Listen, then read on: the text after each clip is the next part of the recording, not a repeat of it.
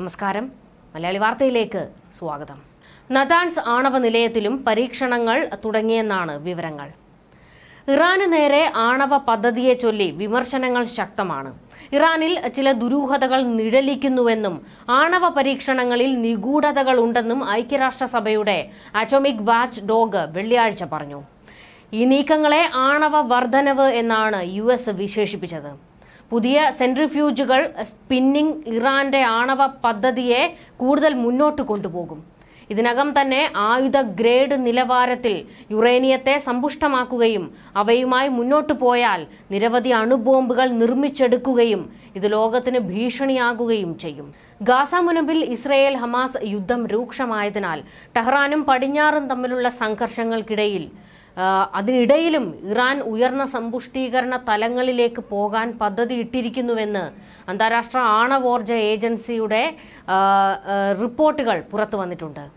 Natanz സമ്പുഷ്ടീകരണ കേന്ദ്രത്തിൽ നൂതന IR-4, IR-6 സെൻട്രിഫ്യൂജുകളുടെ 3 കാസ്കേഡുകളായി uranium നൽകാൻ തുടങ്ങിയതായി അതിന്റെ ഇൻസ്പെക്ടർമാർ തിങ്കളാഴ്ച സ്ഥിരീകരിച്ചതായി IAEA അറിയിച്ചു. യുറേനിയത്തെ കൂടുതൽ വേഗത്തിൽ സമ്പുഷ്ടമാക്കുന്നതിനായി യുറേനിയം വാതകം ഒരുമിച്ച് കറക്കുന്ന സെൻട്രിഫ്യൂജുകളുടെ ഒരു കൂട്ടമാണ് കാസ്കേഡുകൾ. ഇതുവരെ ഇറാൻ ആ കാസ്കേഡുകളിൽ 2% വരെ ശുദ്ധിയുള്ള യുറേനിയം സമ്പുഷ്ടമാക്കിയിട്ടുണ്ട്. ഇറാൻ ഇതിനകം 60% വരെ യുറേനിയം സമ്പുഷ്ടമാക്കുന്നു. ആണവായുധ നിർമ്മാണത്തിനുള്ള 90% എന്ന നിലയിലാണ് ഇറാൻ ഇപ്പോൾ സമ്പുഷ്ടീകരണം നടത്തുന്നതെന്നാണ് സംശയിക്കപ്പെടുന്നത്. ഇത് ഭീതിപ്പെടുത്തുന്ന വസ്തുത തന്നെയാണ്. വിശ്വസനീയമായ സമാധാനപരമായ ലക്ഷ്യങ്ങളില്ലാത്ത രീതിയിൽ ആണവ പദ്ധതി വിപുലീകരിക്കുന്നത് തുടരാനാണ് ഇറാൻ ലക്ഷ്യമിടുന്നതെന്ന് അവകാശവാദം. ഈ ആസൂത്രിത നടപടികൾ ഇറാന്റെ മറിച്ചുള്ള അവകാശവാദങ്ങളെ കൂടുതൽ ദുർബലപ്പെടുത്തുന്നുണ്ട്. ഇറാൻ ഈ പദ്ധതികൾ നടപ്പിലാക്കുകയാണെങ്കിൽ ശക്തമായ നടപടികൾ സ്വീകരിക്കുമെന്ന് അമേരിക്കയുടെ മുന്നറിയിപ്പ് വന്നിട്ടുണ്ട്.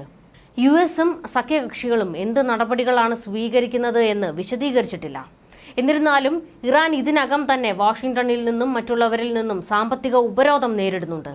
അത് ഇറാന്റെ സമ്പദ് വ്യവസ്ഥയെ ബാധിക്കുകയും സമീപ വർഷങ്ങളിൽ അതിന്റെ റിയാൽ കറൻസി വലിയ തോതിൽ ഇടിയുകയും ചെയ്തു.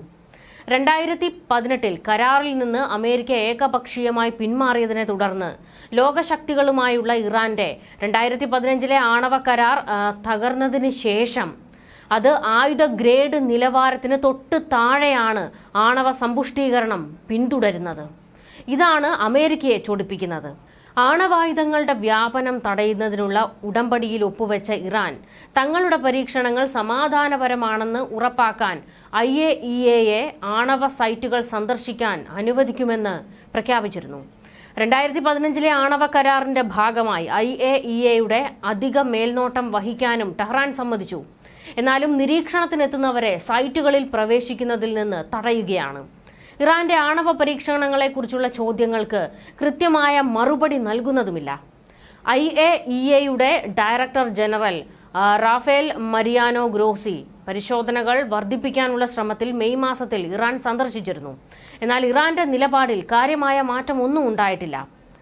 ഇസ്രയേലിനെതിരെ അഭൂതപൂർവമായ ആക്രമണം നടത്തിയതിനു ശേഷം US-ൽ നിന്ന് നേരിടുന്ന ഉപരോധങ്ങളും വെല്ലുവിളികളും നിയന്ത്രിക്കാൻ ഇസ്ലാമിക് റിപ്പബ്ലിക് ശ്രമിക്കുന്നതായി കാണപ്പെടുന്നതിനാലാണ് ഇതെല്ലാം പുറത്തേക്ക് വരുന്നത്.